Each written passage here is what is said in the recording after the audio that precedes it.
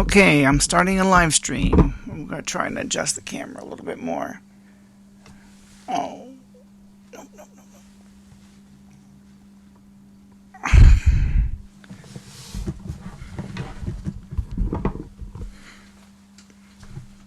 Ah, man, just at the last minute. Because I had this camera adjusted before I came on. When I went to Facebook, everything changed. I don't know what's causing it to change here. It's like, it's totally not right. That's okay. Like I said, welcome to Facebook Live, and tonight I'm going to talk about a little bit about my biography. We're going to talk about this artwork behind me here, why I did it, what my inspiration was. There's a story behind it. And another thing I want to talk to you tonight about is a life update. Yesterday I met with a web developer, so a website hopefully is on the way. It has been nothing but frustrating to get anybody to do anything. I've been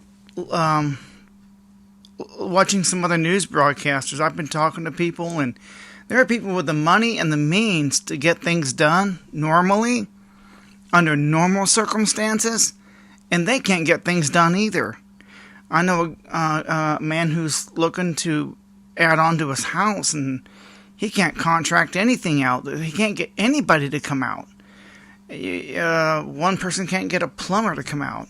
One plumber has told me he's still 3-4 weeks behind. So if you need a plumber, you're going to be waiting 3 or 4 weeks. But anyway, back on me. Yesterday I met with a web developer, so I've got a website. Hopefully, I made a deposit, and I've got his name. I have his phone number, so I gave him all the back doors to my GoDaddy and PayPal. We're going to get all that set up. We have a due date. We've set a due date sometime in June. I won't tell you the exact date because hopefully we can make this due date. We're going to get it mostly done. We hope my website will be up and running in about 3 weeks. Like I said, it hasn't been easy to get anything done. I'm not the only one who can't even get a web developer to develop a website and hire anything done. You can't get anybody. Nobody wants to work. Even people like me who have got the means to do it still can't get it done. But this time I'm making a better effort. I made a deposit. Hopefully, my website will be up and running. I can't wait because that's one of the goals, is to get that website up and running where I can sell my artwork online. I've had a website in the past, but now we're going with a .com, and this is going to be this new website is going to be better than my old one. The old one was too big, and it's just too much reading. Nobody reads, so out it went. This new one's a .com. It's going to be just my name, JeremiahUmans.com. Very simple, very easy to find. That's my name. That's my brand. That's some of the things I'm working on. Another thing I'm working on is my television studio. It's funny because I had this camera situated up until I went to Facebook Live, and all of a sudden, boom. So I'm working on it. So if I do Facebook Live, I'll just get the camera just right. But anyway, this is a Canon. It's a Canon. This is going to be my vlogging camera. It's going to be my YouTube camera and a streaming camera. I went online and I adjusted all the settings, so except autofocus, and I'm going to work on that tonight. So, because it's got a lens here, see, so it needs an autofocus. It's just a matter of going through the settings and setting it all. But this is my main camera. It's $700, counting the taxes I paid. It's got a screen that comes out like that. See, look at that screen. It's pretty cool. I've got another camera. It's also a good vlogging camera. This one right here. This is also a Canon. This is a G7SX. And between this one and my secondary camera, this would be my streaming cameras. The megapixels they put out is just amazing. Amazing. Now this one here has an outward mic, which means I can stick a microphone, I can wear lapels, and because the audio has to be superior. I have to have amazing audio. Even the camera I'm using right now, I've got a microphone attached so you can hear me audibly. The picture, I'm hoping, comes out crystal clear. At least on my end it does. When I download it, the picture's clear. Now, it depends on how Facebook streams it. But this neighborhood I'm in, we're going 5G in a couple of months. 5G, so I'm getting everything set up for a 5G network, which I'm pretty excited about that. Anyway, this is going to be a vlogging camera. This one has 24 megapixels, but I can shoot at 30 frames per second. I can go shoot up to 120 frames per second. It's a pretty cool camera. So if you're looking to start a podcast, you're going to have great video. And your audio is number one. People need to hear you. You need to be audible so they can plug in a Bluetooth speaker and listen to you in the car on their way to work or wherever.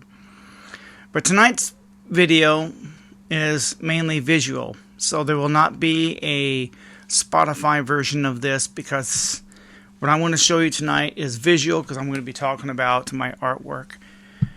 But I just wanted to give you an update on what's going on here. I am building a television studio, and this is going to be one of my cameras. And like I said, it gets incredible, awesome video. I'm going to be testing it out in the next few days, getting all the settings just right, and learning the tips and tricks. It also has a thing on the top, so if I got like a lapel, a speaker you wear, I can hook up two speakers. Up to two speakers. That's the most you can do, and it'll hook up here, and I can operate a dual microphone, which is really cool. It's really awesome that I can have this function where I can have a dual microphone running. So that's really an amazing feature that it has. This is another camera, and they're both powerful cameras. They run about between $600 and $700 each, but you get your money's worth. I tried to buy a cheaper camera, and you get what you pay for. It was a piece of crap. I'll probably end up giving it away. I don't even know that I want to keep it. It's like the picture was so horrible. It was just terrible. So the studio's coming along. We're almost getting it done. Getting the cameras to talk to the laptops has not been easy, but once I got this one to do it, then I'm able to get this one to do it. This has a clear HDMI signal, so all I do is basically plug it in. I've got a CamLink capture card, so it works really well. I mean, right away. It streamed right to that laptop, and it was talking to it immediately. Clean HDMI, so that's another feature that this particular camera had. So it made it a little easier. I like the idea that it's got an outer microphone, so I can shoot outdoors. I can do all kinds of neat things that I couldn't do before. And when you're podcasting, there's more to it than meets the eye. I know Joe Rogan, man, he makes everything look so easy, don't he? So tonight, I just want you to get to know who I am. My name is Jeremiah. And just get your coffee, sit back, relax. If you're watching the replay, great, because I'm going to cut it off after 60 minutes. I'm not going to go past that.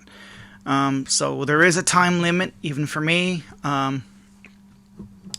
So I want to get right into it. Another thing that I'm working on is a Teespring store on YouTube. That's hooked up to my YouTube account. but the advantage I love about Teespring, that's another goal that I'm working on. Website's goal 1, goal 2 is the television studio. And once I get these cameras all in sync, and the next step will be the software programs. I'm looking into Zoom's not the only one out there. There's a few others, like Adobe. I'm not going to go for cheap ever again. People say there's other websites you don't need Adobe. You can get some stuff for free. Well, if it sounds too good to be true, it usually is. That video camera I bought for $130 I thought was a steal because it had 4K, it had 48 megapixels. I'm going, too good to be true. It was. It was a piece of crap. Okay? Doing my best not to swear, but that camera was just crap. I'll probably give it away to my brother or something. I don't know, whatever he wants to do with it. It's just a crappy camera. If he can get some use out of it, be my guest. That was $130 wasted. But welcome, James. If you're still watching, that's great.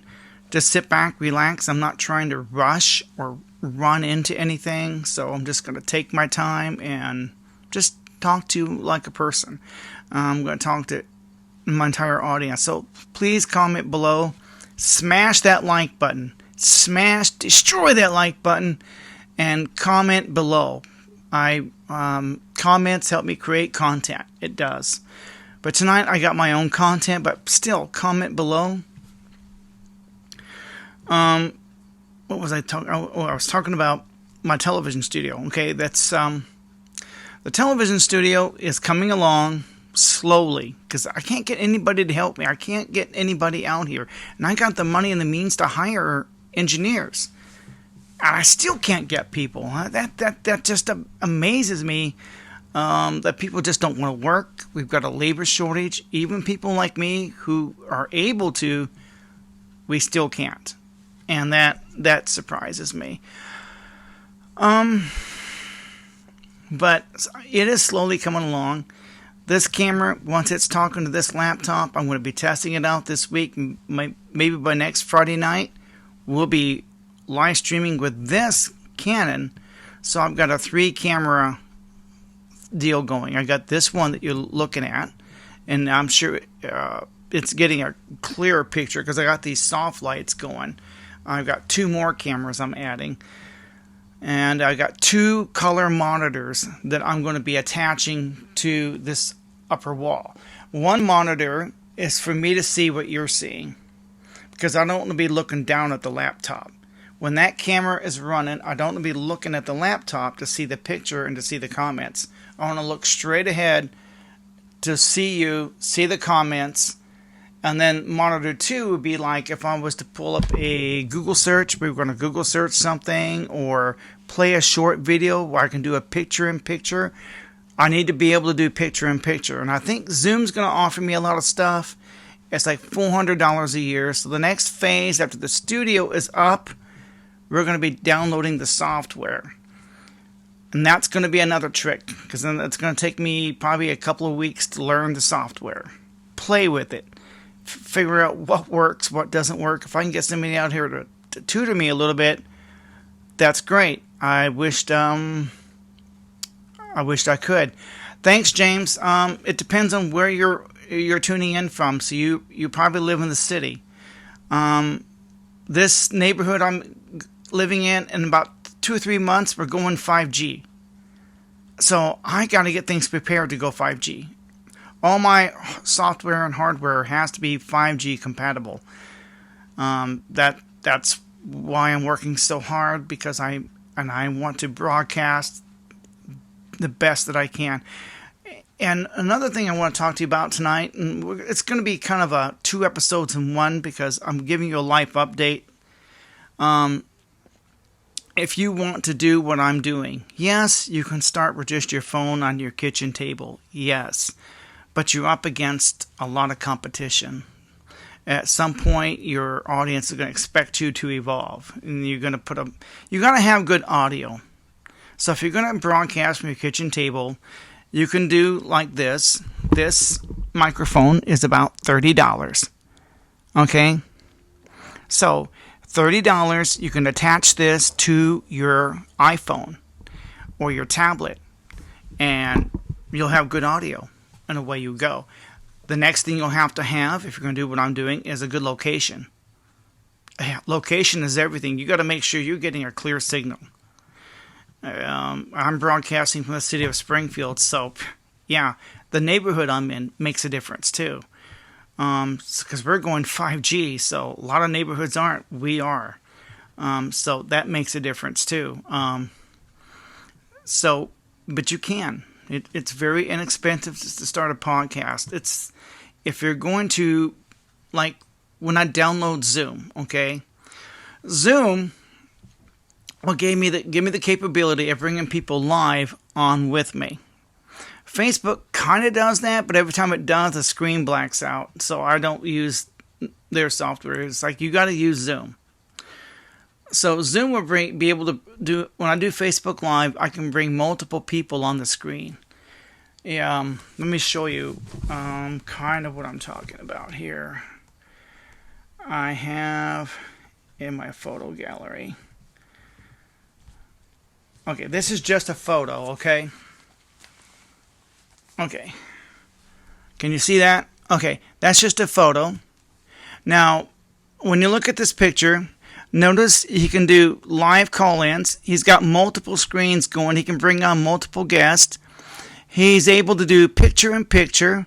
He's able to have his website at the bottom of the screen, as well as links to his Instagram and whatever platforms he's on. And the things he's able to do, incredible. This is what I'm trying to get to. This is what I want to graduate to have that capability of having multiple guests, having live callers.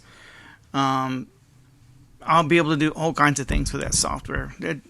It's going to be at least somewhere in the middle of June by the time I get all my hardware and software all working in unison, because it's going to take a while to get all that fully operational, work out the graphics. Hopefully by next Friday I can stream from the Canon.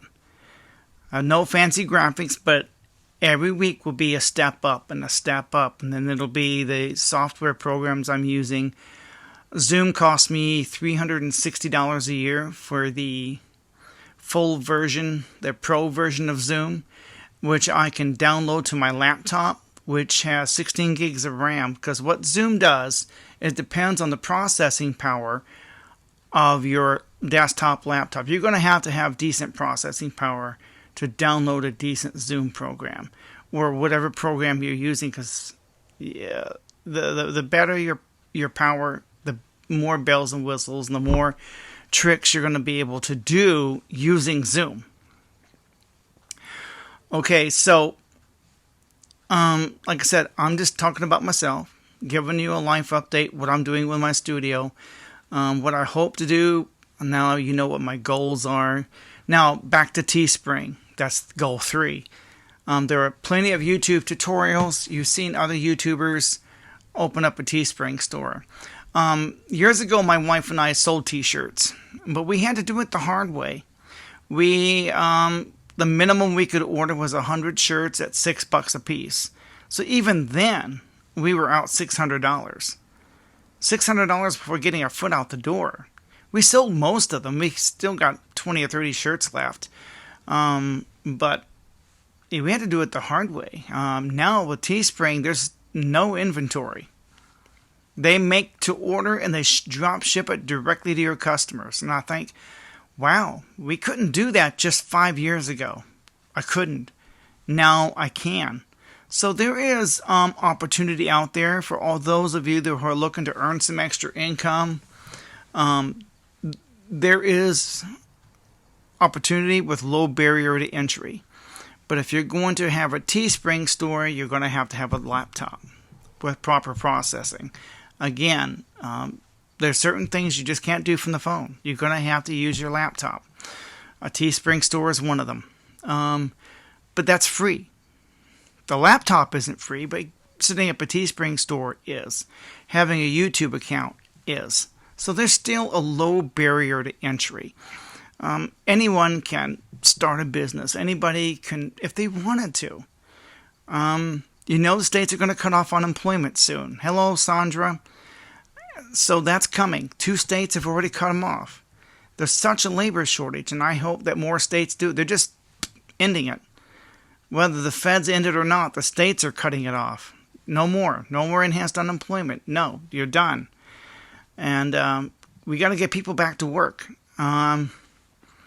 So that's a good thing. The rent moratoriums ended yesterday.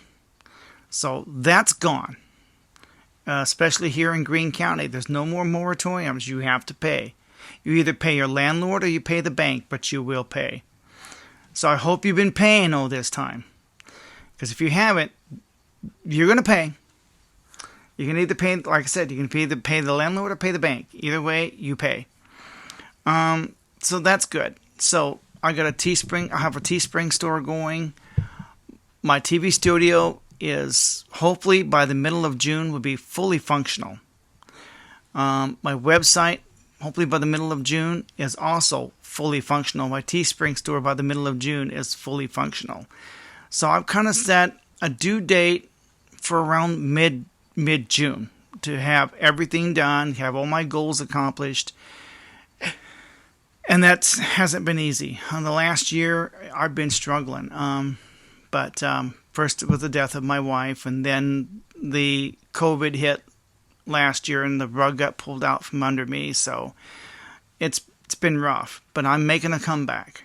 And that's what's going on with me personally. Now, to get to what you're looking at behind you, because this is why you tuned in, right? You need to know a little bit about me. I'm trying to share my life a little bit, so you get to know me on a more personal level.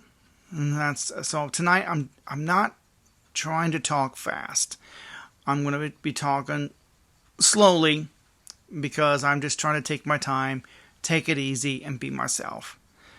So sit back, kick your feet up, have some coffee, whatever, because unlike other YouTubers, they go like that. They run 100 miles an hour. Not me. So we're going to talk about why I did what I did. What you're looking at behind you, okay? Like this one here, okay? There's a reason and there's a story behind it. Now we're going to get started. It starts in I'd say about 2002. One night, I was thinking, I haven't done much with my life up to that point. I haven't done anything recently. I mean, I had a few accomplishments in my teens and my 20s, but those accomplishments dry up. And it's like, okay, that was yesterday. What have you done today? What have you done recently? So I thought, I need to do something for God, you know. So I got on my knees one night and I prayed, says, okay, God, what can I do for you? I need something to do. I asked God to give me something to do. And it did not take God very long to answer a prayer like that. It's kind of like, instead of your kids are saying, gimme, gimme, gimme, and you got your one kid saying, what can I do for you? Which one are you going to listen to? The ones who got their hands out? The one who say, how can I help you? What can I do for you today? That's the one you're going to pay attention to. And it did not take God very long. No sooner did I pray that prayer than a few days later, I was watching the 700 Club. And they had this story about a man who was displaying the Ten Commandments in this community. He had these $70 plaques. And he was putting up in restaurants, grocery stores, department stores, hardware stores, gas stations, everywhere but the schools. And the man said in the story, the Christians have been so focused on the schools that they have ignored everything else. The Christians have ignored everything else. They've ignored the grocery stores. What if you do get the Ten Commandments put up in your public school on a little itty-bitty plaque hanging in a school lunch cafeteria that only the high school students can see, assuming they see it at all, and assuming they pay any attention to it at all? And I'm going, from a marketing strategy, having the Ten Commandments up in your public school, um, is it's not smart. I mean, so this guy decided to put these Ten Commandments plaques and restaurants and these were $70 plaques. And that story so inspired me that I thought, wow, I knew right then and there what I wanted to do with my life. But I didn't have $70 to put on a plaque. The reason that the man put the Ten Commandments up in grocery stores, hardware stores, department stores, everybody shops at the grocery store. But everybody don't go to the public school. Only a few students will see it. In his mind, a marketing strategy is put it up in the grocery store. Everybody goes there. The whole community goes there. And I thought that's brilliant. That really is brilliant. Because he said that Christians have been too focused on the schools and they've ignored the most obvious. And so he went for the most obvious because the man studied marketing. That's what he does. So you're going to market something. You got to put it where people can see it. And he said a lunchroom in a public school or some school hallway, kids ain't going to see it. Put it where everybody can see it. The whole community, the grocery store, everybody goes there, right? Smart. That was brilliant. And they were beautiful $70 plaques, and he was putting them up in his entire community. He was putting them in department stores, hardware stores, grocery stores, gas stations, anywhere he could, insurance offices. I mean, people just, the plaque was so beautiful. This Ten Commandment plaque he was putting up was so beautiful. I saw that story in the 700 Club. And so it inspired me. And it changed my life forever. It forever changed my life, changed my destiny, changed everything I was doing. And so I decided I was going to do what he was doing. I was going to carry the torch. So the idea to do that came from him. I don't remember what his name is. It's been almost 20 years. But so I decided, well, I can't afford $70 for a plaque. But I could mass produce it. I could publish it on posters, right? And I had this CorelDRAW program, so I thought, well, I'll just go on here and I'll create the Ten Commandments and I'll do it in Old English text. And I'll put clouds and a blue sky in the background. And that's what I had envisioned. So that's what the original design that I put up, and I printed it out. So I went down to Irwin Printing. That was the name of the publisher at the time, and I sat there in his office and to get a bid on a 1,000 copy run to a 10,000 copy run on 18 by 24 80-pound glossy. So I sat and I looked around and I saw an eagle, an American flag, and I'm going, well, that's cool. And I saw the slogan, "In God We Trust." And I'm going, well, that's cool. I should stick that on there. So after I got the bid, I left. And I think, well, I can make some changes to it. I'll put "In God We Trust" to it. Put an eagle on there, an American flag. Because that's what I saw while I was sitting in that man's office. But this is how the story begins. So please listen up, because I'm trying to tell the story of my artwork, what inspired me to create what I created. To date, I put out almost 400,000 copies to date. To date, 400,000 copies. Even at $10 a piece, that's almost $500,000. No, that's actually more than that. No, that's $4 million worth.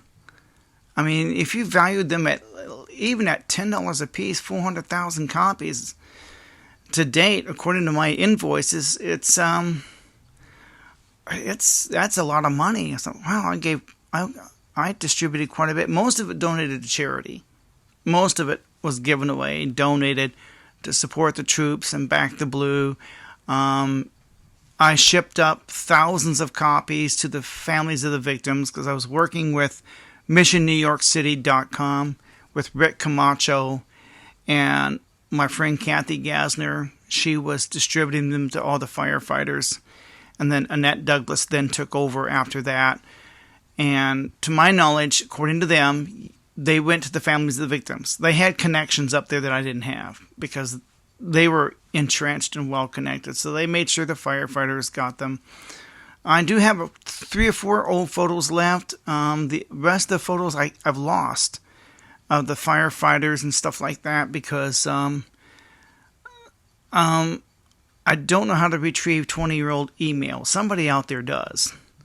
I could retrieve those photos if I can get into my old emails at Juno. I had a Juno account at the time. But it would take quite a bit to retrieve 20-year-old emails. But it can be done. It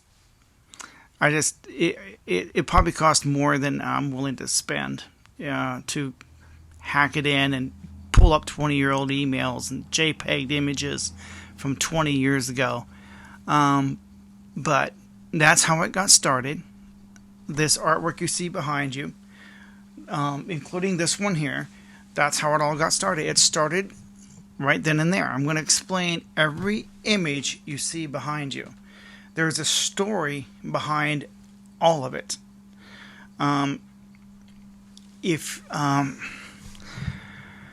Okay, let's start with this one. Okay, this is 80-pound glossy. You can't see it all because of the lights. Okay, you can see it? Okay. We put up tens of thousands of these to the troops and the boys in blue. I'm going to explain every image. Let's take Abraham Lincoln here, okay? Where did that come from? What inspired me? Why did I choose Abraham Lincoln? Well, I was at work one day, and this is going to sound crazy. It's going to sound crazy as can be. But in God we trust, and I'm thinking, well, I was looking at some change, and I saw his picture on a penny, and it said, "In God we trust." And then it also came from that printer, so it came from 2 sources, actually. But he came off of a penny, and it inspired me. I'm going, I saw that in the printer's office, too.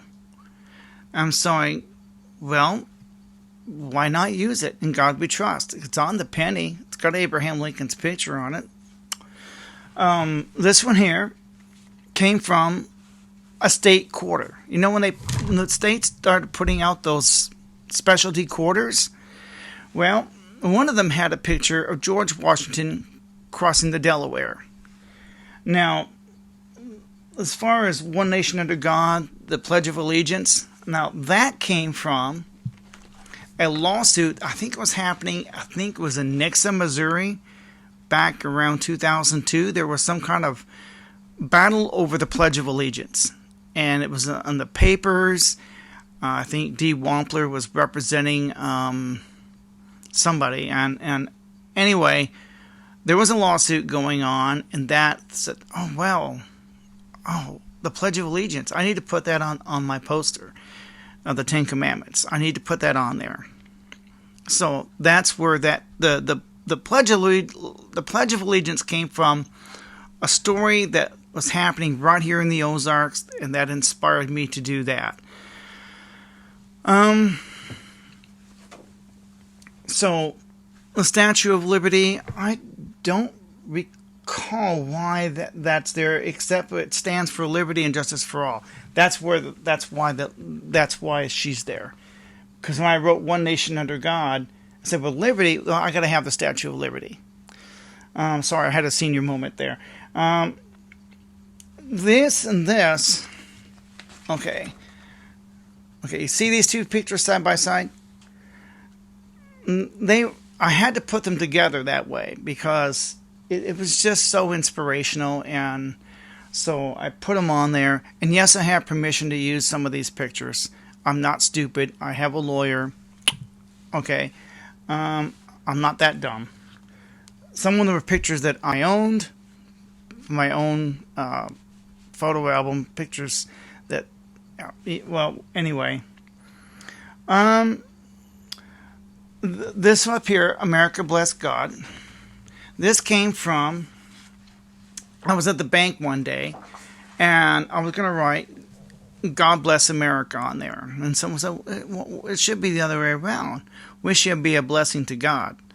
So I turned the words around and wrote, America Bless God. Now, the Twin Towers, this is the 20th anniversary of 9/11. It's coming up in September. This, and these two guys here came from a window decal. The Twin Towers, okay? The Pentagon, airplane. Okay. I was driving down Glenstone, and there I saw a window decal with a policeman's cap, a fireman's cap, and it would say, never forget, right? So that inspired me. So cool, I can. So I decided to put a picture of the Twin Towers because they were hit, picture of the Pentagon because that's where the other plane hit, and I put a picture of an airplane, listed the flight numbers. I wanted to list all the flight numbers. Then I put, instead of a real policeman and a real fireman on there. Now, another thing, because I want to put all our national mottos on there. It's like, God Bless America, United We Stand. Now, on the bottom corner here, is a dedication. That's probably the most important part of this work of art, is the dedication. Because you're not going to find that anywhere. Also, in most 9/11 artwork, you'll see the Twin Towers on fire or crumbling down. With mine, they're standing in their glory. They're not on fire, are they? No, I want to show them standing tall. That's what I wanted. So that's what separates me from the other 9/11 people out there. And the dedication. You're not going to find this anywhere out there. It says, this poster is dedicated to all who died on 9/11 and to all who serve our country to protect and defend our freedoms, and mostly to the one who gave it all for us, Jesus Christ. Then I put John 3:16 on the very bottom. See that? John 3:16. Okay?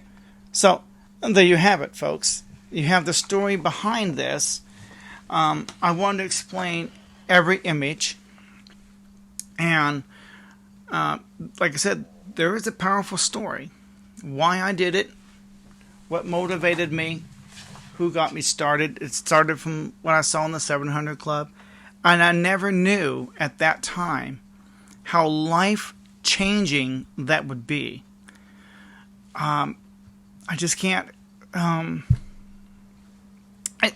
It did. It changed my life. It forever changed my destiny. I got so caught up in it. Putting these things out, supporting the troops all this time. I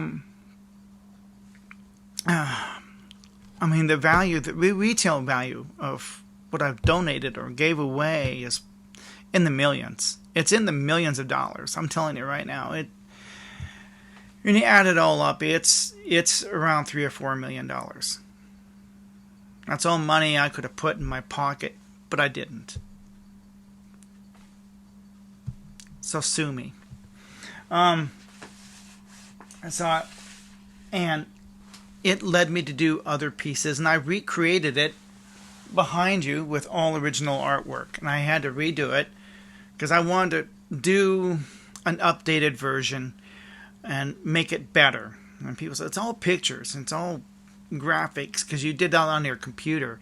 At the time, when I first put that poster out, everybody thought John Hagee put it out. Because this was 80-pound glossy, mass-produced, right? And I'm putting out thousands of them across the country. I was in contact with churches across this country, across the land. I was getting phone calls. I was putting them out, and I did get a few donations to help offset my cost, and I had to start up a website to sell a few to offset my cost. But altogether, we put out, according to my invoices, close to 400,000 copies. I think we went past that. I'm going to go over my invoices again. I believe I went past the 400,000 mark. Now we're approaching 500,000. So 400,000 copies of this have been distributed across America and around the world, all from one person, me. I have testimonials from Ground Zero. If you want to see them, I'll be happy to share them. They're from Kathy Gassner and Annette Douglas. They're the two women from MissionNewYorkCity.org who distributed them. They were working with the missionary Rick Camacho at the time. And so I want to thank those ladies, because I've never been to Queens. And that's the most heavily district. These posters are, at one time, they were all over the Queens district. Everywhere in Queens. I've never been to Queens.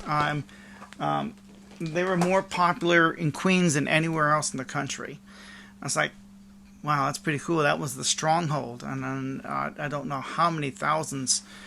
I'm guessing in the Queens district alone, we probably put out 20,000 copies just in the Queens area.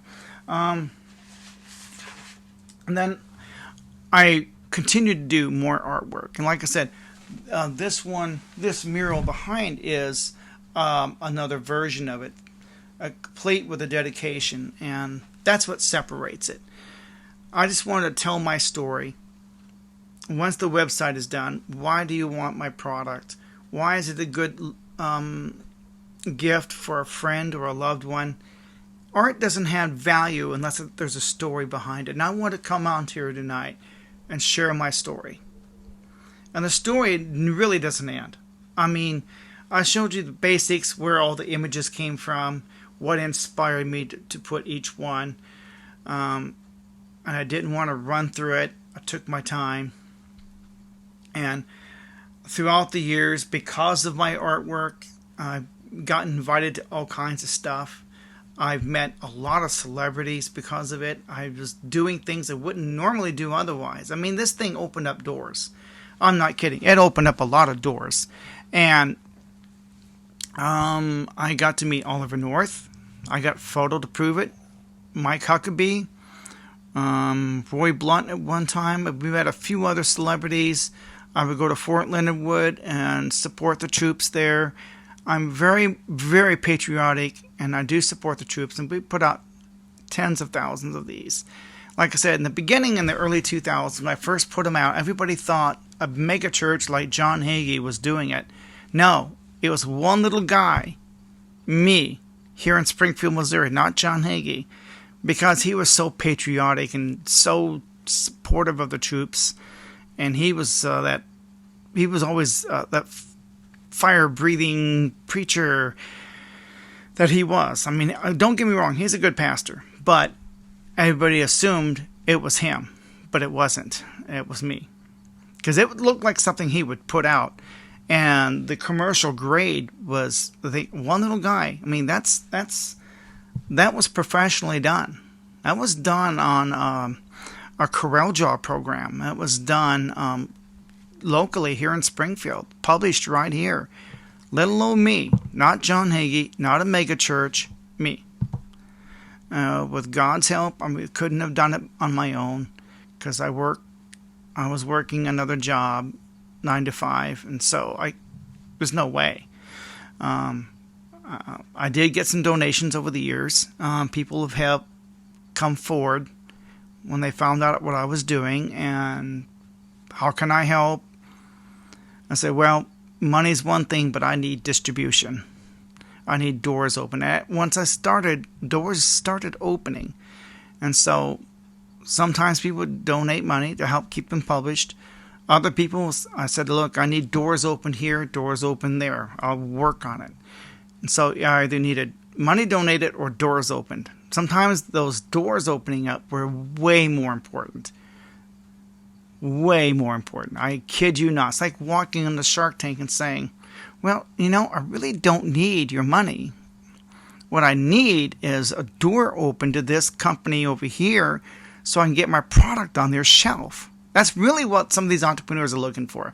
And I was in that same boat. I was just looking for doors to open up. It's like, not money. Keep your money. I just open up a door for me. Make a phone call that I can't do on my own. You know what I'm saying? So yeah, I mean, I can understand what these entrepreneurs are looking for when they go on Shark Tank. I was in their shoes. Believe me, I was.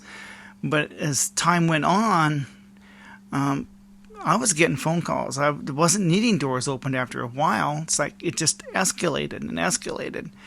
And at the time, I didn't have a website. I didn't have my first website till 2007. So I was going several years without a website. The old-fashioned way, out of my car and right from the house, and going down to get them published. Cantrell Barnes publishes them now. They're my current publisher. But at the time, it was they don't exist anymore. I have to look. Advanced Color Print was the name of the company. They don't exist anymore. But the name of the company was called Advanced Color Print, and that's who published them in the beginning. And they don't, like I said, they're gone. We got all this digital technology, and so about 5 years ago, my website lasted for about 7 years, and around 2014, it ended because I needed to do Google updates, and I didn't have the resources to do that. Now in 2021, I'm building a new website. It's going to be easy to navigate. Easy. It's going to be much better. Now, what time is it? I got 15 minutes to go. I got to speed it up a little bit. I've just been taking my time, sharing my story. I want you to get to know me on a personal level, so please comment below. Please comment below. I'll be happy to answer any questions you have, because the focus of tonight is to answer questions. You get to know me, get to know the inspiration behind what you see behind here. Now we're going to go to this one here. There's a story behind that one. So, what do you see behind me? Well, if you look behind me here, you can see, I'll do a close-up. I'll bring this up here. Okay. There's a reason behind every picture on here. Again, this is all done with ink. And I want to thank my friend Travis Hodge. He kind of helped me along a little bit. We kind of worked on it together. And he's actually responsible for all the calligraphy on here. This is calligraphy. This is real talent. So this is not a font here. This is calligraphy. This is not a computer-generated type. No, this is all tattoo ink. Every bit of it. All colors and pastels, and it's just really cool. We got the American flag waving here. It says "We the People." I know this one's a little darker, a little grittier, and you're going to have lots of questions. I'm going to go over every image you see. So let's get started. Let's start with Martin Luther King. Okay, let's start with this guy right here. He's an inspiration to me, and I had to have him because he represented patriotism, we the people. Yeah, he just represented the American dream. I'm having a senior moment. He may have had a famous speech. I don't remember what it was now. There's some famous quote he said. There's a light at the end of the tunnel. Yeah, I think he said something like that. But all men are created equal, and I believed in what he was doing, because what was going on in the country should not have been happening. There's no reason for someone to use a different water fountain, a different bathroom. Come on, people. We're all humans here. So, let's put this behind us. And by the time I was growing up in the 70s and 80s, it had gotten mostly behind us. We had put it in the past. There's people who want to bring it back up again. I thought, grew up in the 80s. Watching the Cosby Show, we, for the most part, gotten over it. We weren't virtue signaling like we are today. That's got to stop. I mean, racism will always be there. You can't totally erase it. There's always going to be haters out there. That's the way the world is. You're going to have bullies. That's the way the world is. You don't believe me? We got cyber bullies. I have a dream. Yes, thank you, James. I had a senior moment. I just couldn't pull it up at that. Thank you very much. I'm 54, so I'm going to have senior moments here. So that explains why he's here. He's there because I firmly believe in equality for all mankind. And this is America, and that's what this country is all about. That's why he's there. And that's probably the best portrait of Martin Luther King you're going to find anywhere. Hand-painted, tattoo ink. Bill Clinton. You're going to ask, why do you have that man there? Well, he's there because he was charismatic. I love the guy. He was responsible for welfare reform. That's why he's there. He tried to get the single moms and people on welfare to go back to work. And he was all about welfare reform and getting people back to work. He had a few other things going on that I really supported. 3 strikes, you're out. I think he was doing stuff like that. And I didn't like his wife, but I like Bill. Don't care for Hillary, but Bill's okay. So that's why he's there. He's there because of his welfare reform packages. So I thought he was an okay guy. Reagan, well, that's kind of a no-brainer. Reagan got elected president. The 52 hostages there were 52 hostages that were released from Iran the next day after 444 days. Now, if there's a theologian out there, that's a unique number. And I'm not going to get into conspiracy theories about that. I'm sure there's a reason why it's that exact number. And I don't know. I'll let somebody else figure that out. But I'll never forget that day that the hostages in Iran came home. As long as I shall live. And I always looked up to Reagan. He was a Christian man. I don't know about his wife, but he was a no-nonsense president. He went and dragged Noriega's ass back to America. Grenada, he didn't surrender to the hostages. He sent the troops in to go get them. He didn't negotiate. He went into Grenada and go get them. Well, we'll kill the hostages. Then we'll kill you. Sorry, I don't negotiate. He sent the Marines to go get them. They thought Reagan was bluffing. Reagan wasn't bluffing. He did not negotiate with the terrorists to free the hostages. He just sent the Marines to go get them. If they shoot the hostages, we shoot them. And not one hostage lost their life. He called their bluff. They didn't think Reagan would do it. They got scared. There was a little bit of a firefight, but not much. They overtook Grenada. He dragged Noriega's ass back to America for trial. He fired the air traffic controllers because they didn't want to show up for work. Yeah, that's a unique thought today. Someone don't show up, you fire them. That's a good thought. Okay.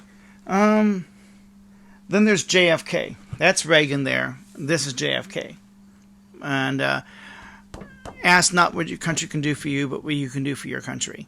And that's why JFK is there. He was a loved man. Yeah, I'm sorry that someone had to take him out. And I hear stories behind the JFK assassination. Like I said, please comment below. If there's any questions you have, please comment below. Even if you're watching the after video, after I've uploaded it, you're watching the replay. That's great. Still leave comments, even though we're not live on the replay. Leave comments. Ask questions. I will, because I do read those comments, and if you ask questions even afterwards, I'll do my best to answer them. Okay, let's go to this guy. Well, okay. Let's turn this around. Okay. I'm not very good at this. This guy here. Can you see him? The black guy. This guy right there. I'm not very good at this, so please forgive me. This is the Greek god Atlas. Now, why is he there?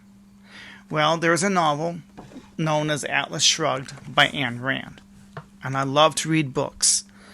And the plot of the story is you have these entrepreneurs who are overtaxed, overworked, and then you have these leeches who overtax these entrepreneurs to put them out of business. Why am I building my railroad? Why am I making my steel? You tax me so high and you give money to people who can work but won't work. Why are you giving money to all these lazy people? So that's why Atlas is there. He's there because of the novel Atlas Shrugged, which is a good book. It's recommended reading, and it's a great novel because it speaks to every entrepreneur in this country. If you're an entrepreneur and you own a business, you're trying to get ahead, you need to read Atlas Shrugged. Because in the novel, they have parasites who sit on their butts collecting free welfare, free money, while the guys who own the companies, create the jobs, produce the products, they're getting punished every turn.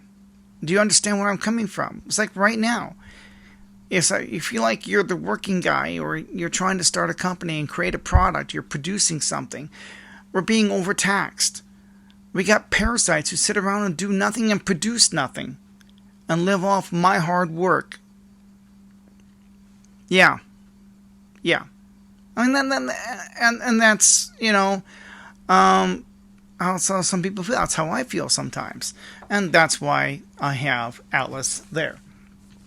And then this right here, The Little Red Hen, came from a children's novel. It's kind of a children's version of Atlas Shrugged. In this children's book, you got a little red hen. I have it on my bookshelf, by the way. I actually own that book. And if you're an entrepreneur, you need to read that book. Yes, I know, it's a children's book. But the theme of the book is what it's all about. Because this little red hen is baking bread or an apple pie. It depends on which version of the book. They're the same. So she's baking a loaf of bread. She goes out to harvest the wheat and get the ingredients, and the farm animals wouldn't help her. Not I, said the fox. Not I, said the cow. Not I, said the dog. Not I, said the cat. Well, the cow, the dog, the cat, the horse, none of them would help her. They wouldn't help her harvest the wheat to make the bread. They wouldn't help her bake the bread. They wouldn't do anything to help her produce this bread. And then she decided, smells good. And all the farm animals decided, oh, that bread smells so good. You will share some of that bread with us. And she said, no. You wouldn't help me make it. You wouldn't help me produce it. You did nothing for me. Why should I share my hard work with you lazy bums? That's basically what she said. You're selfish. You won't share your goods with us. Why should she? She did all the work. Why should the little red hen share what she had? She worked for it. She offered to let them help her. She was willing to share the work and share in the rewards. She did offer it, and she was turned down. They decided to be lazy. Let her do the work. Let her produce it all. And they just want to be parasites and collect free stuff. That's basically the premise of that little children's book. So, yeah, The Little Red Hen, read it. Yes, I know, it's a children's book. Meant for 10, 12-year-olds, or so what? It's the premise of the story. It's Atlas Shrugged, shrunk down. I think because The Little Red Hen, I did some searching, and it was written in Russia in the late 1800s. Ayn Rand grew up in Russia during the Bolshevik Revolution. She saw what was going down. She saw what was going down with communism. And so I think she was influenced by that book. I really do. I think she was influenced by that children's book, and that's what influenced Atlas Shrugged. They are the same premise, same story. And so it's just a coincidence that Little Red Hen came from Russia, so did Ayn Rand. And that's why she was probably inspired to write Atlas Shrugged. And it's a great novel. But if you don't have time to read a big 1,000-page book, then read The Little Red Hen. It's the same story, just in a children's version. Very easy to understand, so that's why that's there. Now, we're going to I don't care. There's no time limit because I'm just doing this and I'm just trying to explain my artwork, my motivation, my inspiration, why everything is where it's at. This right here, okay, this right here, this yellow cheese, this represents the welfare state. They're feeding our people that government cheese. That's a song by the Rainmakers, and that was kind of inspired by the Rainmakers, that song. So I stuck government cheese in there to represent the welfare state, because too many people are living on the system and not producing. What happens when you stop producing? Why is it important to go to work or produce a product and produce something and people will appreciate you for it? When people buy my artwork, it's a token of appreciation. They're saying, wow, Jeremiah, this is great. Here's $20 for one of your prints, and I appreciate the hard work you did. That's a token of appreciation. That's what that is. It's a token of appreciation. And so that's why I do it. We all need we need gratitude. We need validation. If you're not working, if you're sitting at home doing nothing for nobody, no one's validating you. You're no longer working. You're no longer saying, you did a good job today. There's no one there to appreciate what you do. You're not being appreciated for anything. You're accomplishing nothing. The purpose of building this website that I'm trying to build, again, is a sense of accomplishment. We're men. We like to create. We like to produce. We like to build. That's what us men do. We create. We produce. That's our trophy. My dad's a carpenter. He had 2 strapping boys. He didn't need a construction crew. He taught us drywalling, hanging doors, putting in windows, installing floors, roofing, digging. Ask my brother. We dug some trenches too. Water line. That was a lot of fun. Ask my brother David how much fun that was, digging a water line. That was a lot of fun. But my dad taught us all kinds of good principles. And so this right here represents the welfare state, government cheese. Then you have the ant and the grasshopper. You know Aesop's fable of the ant and the grasshopper. The grasshopper hops around. He parties all the time. The ant is diligent. I think in the book of Proverbs it talks about how diligent is the ant. Remember the ant. Look that up in Scripture. I don't know exactly where it's at, but if someone can Google search it. Hello, Carla. There is a story, passages in the Bible that talk about how hardworking and how diligent the ant is. And so that's not just Aesop's fable, but it's a proverb in the Bible about the ant. Because the ant works hard, the ant saves. Dave Ramsey, there you go. You want to get a grip on your finances. Here's a shout out to Dave Ramsey. He'll teach you the 7 baby steps. Get your emergency fund set up. You've got to have an emergency fund. You can't be a grasshopper hopping around, having a good time, partying, thinking it's never going to end. He sure was the best window washer around. Oh, you must be talking about my dad. Yeah, he did that too. My brother, I think, took over for him later. Yeah. My dad was a window washer. Thanks, James. I don't know you knew that. Not many people know that. But my dad was a hard worker. And so was my brother. And like I said, the ant and the grasshopper. The grasshopper represents the party animal. The guy who parties thinking that the party's never going to end. Well, in 2008, the housing market crashed. The party did end. It's going to end again. There's another bubble that's getting ready to pop. Several of them. And it's going to pop. And people aren't saving for a rainy day. The ant is there to teach people to save. Okay. That explains the ant and the grasshopper. Now let's go to the middle of this thing. Okay? Okay, we're going to go to the center. This is not the 10 Commandments. Obviously, it's very different from the other one. And it says, ask not what your country can do for you, but what you can do for your country. That was done by JFK. There's JFK right there. Okay? That's JFK. He's on there too. Okay? It is better to trust in the Lord than to trust in man. Finally, religious tone there. But yes, put your trust in the big guy up there. Who would you trust? Almighty God or man? Who lies to you all the time? Your politicians do.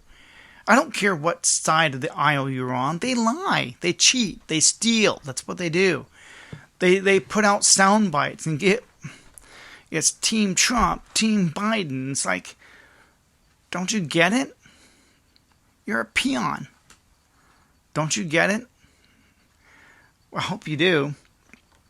So put your trust in God, because He won't do that to you. If a man does not work, he shall not eat. That is absolutely true, and that's in the Bible. Look that up. That's in the New Testament. Don't say, Jeremiah, that's a Jewish thing. No, it's not. Well, maybe, but it's in the New Testament. That's in your Christian Bible. You Christians love that so much. Look it up. Google it. Give a man a fish, you feed him for a day. Teach a man to fish, you feed him for a lifetime. That's a Chinese proverb. That should be in the Bible. And there may be a passage similar to that in Scripture somewhere. I don't know. But anyway, here it is. And you got a breakdown of why everything's there. Now, down here is a dedication. That's my signature right there. This is dedicated to all the men and women who work hard to provide for their families. I wanted to write entrepreneur, but I didn't know how to spell it, and I didn't. And so I just rephrased it to men and women who work hard for their families. I meant work. You're doing something. You're not sitting around collecting government money. You're actually out there working, producing, you're feeding your family. And even the Apostle Paul repeated that again. And that's in the New Testament. He said that if a man does not work and provide for his family, he's worse than an infidel. Look that up too. That Bible you love so much, it says a lot of things you probably don't like it to say. But it does say that. These people need to get off this daggum unemployment. Go back to work. Work. I got calluses. Okay? Where do these calluses come from? Work. Yeah. That's it's just the way it is. When you work, you eat. Simple. When you sit around and do nothing, someone's got to work, people. Someone's got to build the bridges, repair the roads, build the buildings, build the houses you live in. Someone has to do that. Someone has to do the work. We got a generation of young men who they can't even change a tire. They can't check the oil in their car. How do I do that? Well, you stick the dipstick in there, take it out, wipe it off, stick it in there again, look at where it's at. If it needs oil, you go to the store, put some oil in it. Duh. If you don't know how to do something, there's a YouTube tutorial to teach you how to do something. A couple weeks back, my rearview mirror. I was washing my window and I bumped my rearview mirror. Right, it came unglued. So I went on to YouTube. How do I fix my rearview mirror? They told me you need to go to AutoZone or O'Reilly and pick up this little thing of super glue for about $3. That he showed us, demonstrated how to do everything and put it all back together. And for $3, I fixed my own windshield with a YouTube tutorial. Now, there's some things obviously that I don't have the proper tools for, but this is one thing that I could do. Now, I don't have a complete tool set here. I'm going to need to invest in one. So, because you never know, I'll need a tool for this, and I don't have that exact tool. So I will be investing in more tools. Right now I've invested in more screwdrivers. A lot of Phillips. I've got plenty of straights, but I didn't have enough Phillips screwdrivers. So I needed to have a few tools. I did go and to Sutherland's and pick up a few. Every man should have a few tools around. You never know when you're going to need them. Because you're going to watch a tutorial and you're going to need, I need this kind of wrench. I don't have that kind of wrench. You need to invest in some stuff like that. Never hurts. You never know when you're going to use it. But I just wanted to share with you my artwork, why I did it. I've got a couple other pieces I'm going to put on my website. There's one called the Beatitudes. That's kind of like the Ten Commandments. It's a reflection. It's the Ten Commandments in action. That's what I call the Beatitudes. On that one, I got a portrait of my wife. She passed away a couple of years ago, but you'll find my wife and I, our picture on there. It's kind of like my signature. That keeps thieves from stealing something that don't belong to them. And there's other methods that I use to keep thieves from stealing something that don't belong to them. The very facet, even the measurements of these posters are measured exactly 18 by 24. 18 by 24 equals 42. 42 is 6 times 7. I was born in 1967. Okay, that's on purpose. I assure you it is. That's one of the things I did. The Ten Commandments. Moses freed his people, right? That's right around Passover. Well, when is Passover? It's around the 15th of Nisan to the 17th of Nisan. There's Passover, the Feast of First Fruits, which lands on the 17th of Nisan. So there's a reason everything is there. The Ten Commandments represents Passover, which is the time that I was born. Okay, that's my birthday. So you got 9/11, the Ten Commandments. 11 and 10 are 21. There are 21 letters in my name. April 17th on the Gregorian calendar. 4 and 17 is 21. There you go. So, again, I mean, those are little things I did behind the scenes you don't know about that I'm letting you know. That's to keep thieves from taking it. So, like some artists, I just decided to encrypt it with hidden messages you don't see. Now you know kind of what a few of them are. It's like putting your signature on it. You're an artist, right? You got to put your signature on it. There's more than just telling a story. You don't want anybody taking something that don't belong to them. So what do? Especially if you're an artist. You hide something in the artwork. You hide something in the story. You encrypt it with something. Something is there for a reason. Yeah. So, I don't know what else to say there. There's a few more people watching. I want to thank you for tuning in. Please comment below. I just broke down all the images you see behind you. This is all my artwork. I own all the copyrights. And so I did a total breakdown. You can watch the replay. Please comment below. I love to read your comments if you have any questions that you want to ask. Another reason I'm doing this live stream tonight and doing a total breakdown of every image in detail, everything you see, and telling you the story, why I started it, what motivated me, and it changed my life. That is not a joke. You can ask my brother and sister. It did change my life, and probably changed it for the better. Because even when I met Nicole, this is when we first got together, right? And when I made the front page of the newspaper 4 times, my wife's eyes got big. She just couldn't stop talking about it. It's like, oh. It's like, because I'm not the kind of person who shows off his trophies. I've gotten 2 humanitarian awards, been on various interviews throughout time, and to date, I probably put out, even at $10 a piece, you're looking at, even at just at $10 a piece, $4 million worth. Money I could have easily lined my pockets with. So anyone who's judging my character, you don't know me. You don't know me. So I put a lot of hard work, blood, sweat, and tears to support the troops and back the blue over the years. Yes, I have to sell a few. That's what pays for everything. That's what pays for all this video equipment. Some of this is paid for through hard work. And I love the Beatitudes poster. It is my favorite. Thanks, Elizabeth. Yeah, I've got that one. I've got another one called Love. It's more of a Valentine's Day themed. I hope to produce another one. I'm just waiting for inspiration, and when I get inspired, I get inspired, and I hope to when it hits me, it'll hit me. But this is the 20th anniversary of 9/11, and so tonight's webcast, it's more than a podcast, it's a webcast.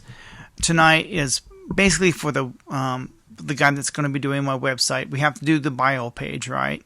So I'll download this, and hopefully I can upload it into YouTube, because it's like over an hour long. I'm going to try to put this on YouTube from the download. Once I download a hard copy, and I'm going to re-upload to YouTube. I'm not going to shoot another version. There will not be a Spotify version of this, because this is all visual. Tonight was visual. So I can't put this on Spotify, because that's strictly audio. It wouldn't do any good. You'd be listening going, well, I can't see it. I can't see it. So tonight was totally, totally visual. So it requires your attention, and I'm glad I had it. And for those of you just tuning in, you're going to have to watch the replay to go back to watch it from the beginning as I tell my story, why I did it. Because I don't want to find myself repeating myself, because that's just someone else just tuned in. I'm not going to go over all this again. No way. Hello, Sandra. Hello, Elizabeth. So, like I said, and that's basically the story. I don't know what else to tell you. You just have to comment below and ask me questions, because that way I know you've tuned in, and whatever questions you may have about my artwork. Sandra and I'm going to share a short story, since I've already gone on overtime. We were at Arts Fest. Now, Sandra, please comment what I'm about to say to back me up. But we went there, and we met this artist, right? Now, apparently, it's not his artwork, and I sniffed him out immediately. How can you sniff out a phony? Well, ask him, what's the story behind this portrait here? All right, when you look at an artist's painting, or whatever he has done, or he claims he's done, ask him, what's the story? What's your inspiration? Can you tell me the meaning of this painting? What inspired you to do this? There should be a story behind it. This guy didn't have one. And then he tried to make one up by looking at, well, I see this and I see... No, you're not the artist. No, you plagiarized this. And Sandra agreed with me. We left, and I didn't say anything while I was there. I'm not that dumb, so I walked away. Got far enough away he couldn't hear me, and we waited till after the event, and we got back home and said, he was a fake. She said, yeah. Because I cornered the guy. I cornered him immediately. It's like, yeah, what's the story?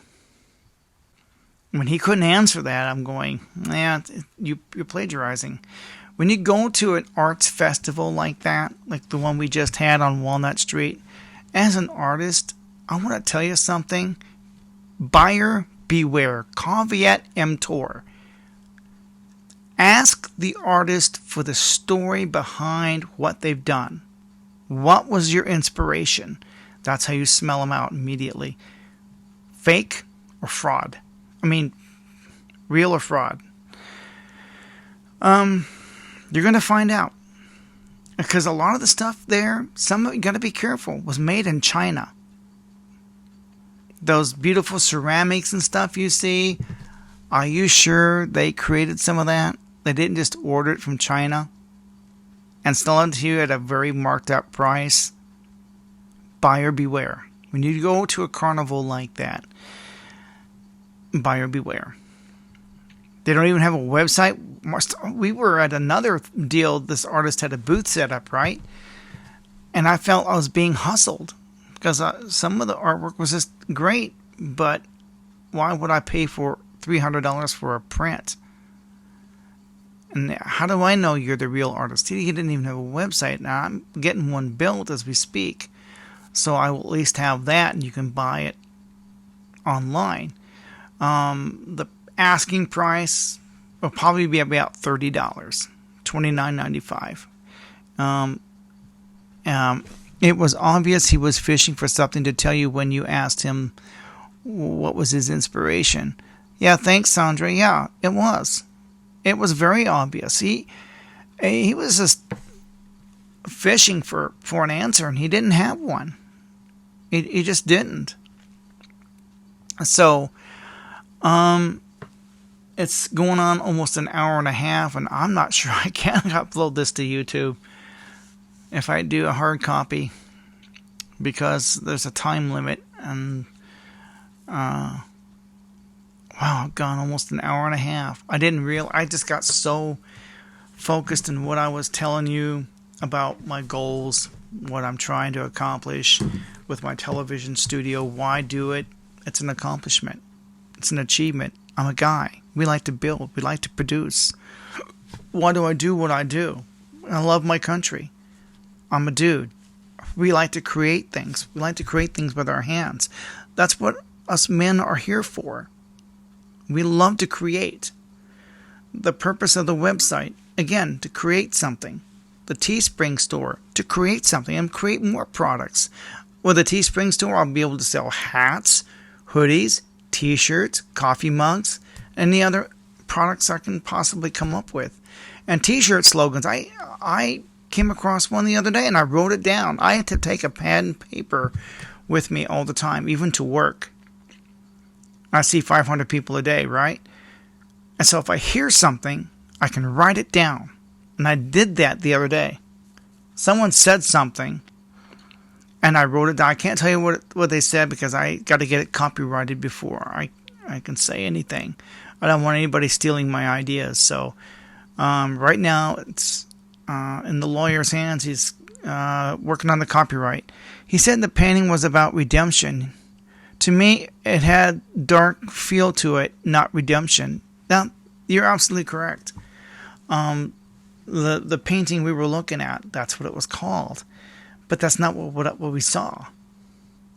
And so the guy, he's a fake. I called him out. I didn't see it, and he was fishing to tell me something by looking at the painting and making something up. No,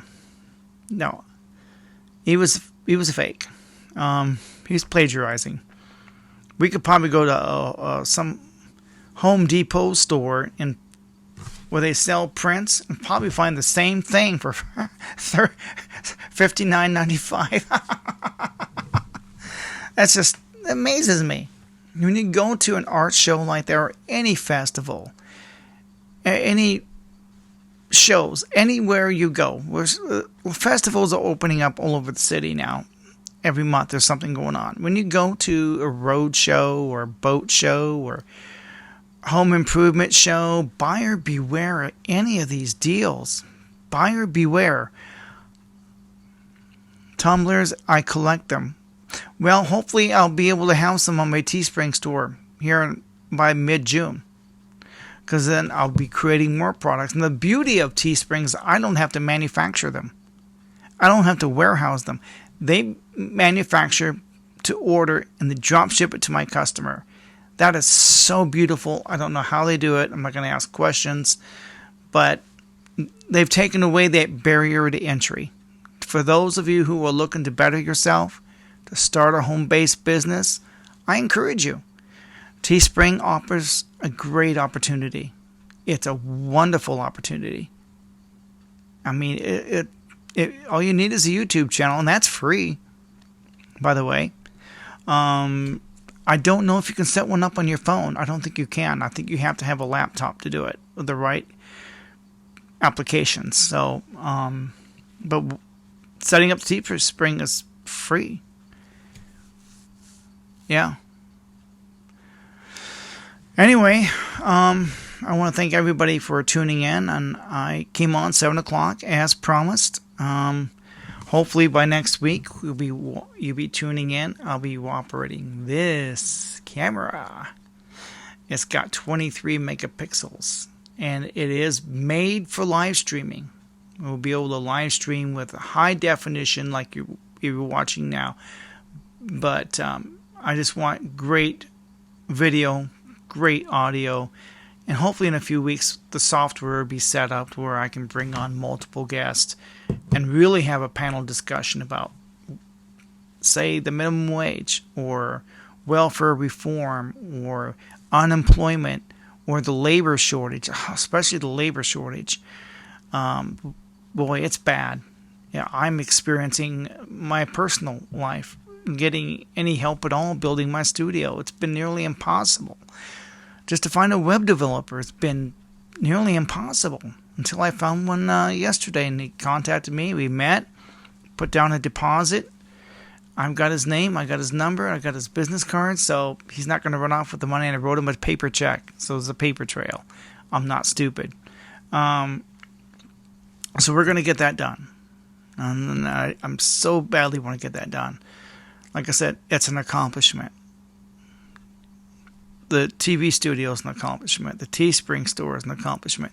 These posters is a product, a physical, tangible product of my hard work, my labor, and it's something you can see, feel, touch, and have it forever hanging on your wall. The t-shirts I sell, a tangible product. Again. So I want to thank everybody for tuning in, and I really appreciate being on Facebook Live. I'm surprised my stream stayed on this long without being interrupted. But yeah, at some point I'm going to have to cut it off and say thank you and good night, and I'm going to try to upload this to YouTube. It's going to be a couple of days trying to get that done. This could take a week to upload. I'm not kidding, because it'll fail the first 2 or 3 times I try it. But I'm going to try. I'm going to try to get this into YouTube as best I can. If not, try to create a short version of it. Even if I have to do it part 1, part 2, part 3. I just don't want to reshoot this video. Yeah.